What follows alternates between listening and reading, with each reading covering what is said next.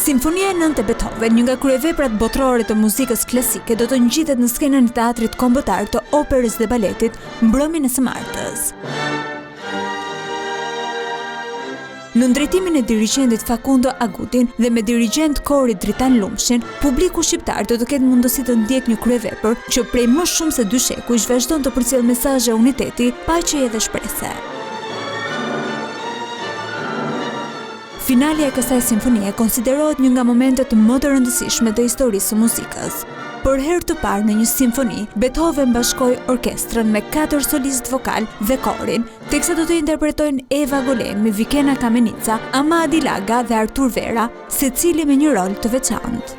Unë them që këtu është edhe një nga ato pikat më të bukura që është zgjedhur dhe si himni i komunitetit evropian faktikisht për të dhënë një nga mesazhet më të forta, jo luftë, por paqe, shpresë, vllazërim. Kështu që unë them që më bukur se sa me zërin për të bërë një përmbyllje kaq të fortë, të mbledhësh orkestrën, korin, solistët për të shkruar atë që ka bërë vetë historia e Beethovenit në repertorin e tij, siç është Simfonia 9. Simfonia e 9 mbetet një nga veprat më sfiduese të repertorit simfoniko-koral, jo vetëm për orkestrën dhe korin, por edhe për solistët.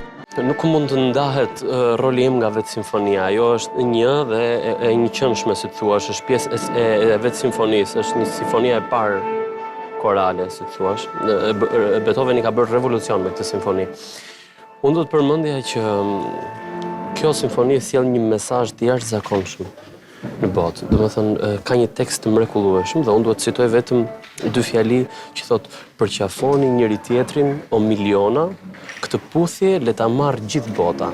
Koncerti do të mbahet mbrëmjen e 14 korrikut në skenën e teatrit kombëtar të operës dhe baletit, duke sjellë për publikun një interpretim të veprës monumentale të Beethovenit që vazhdon të frymëzojë breza të tërë art të dashësish.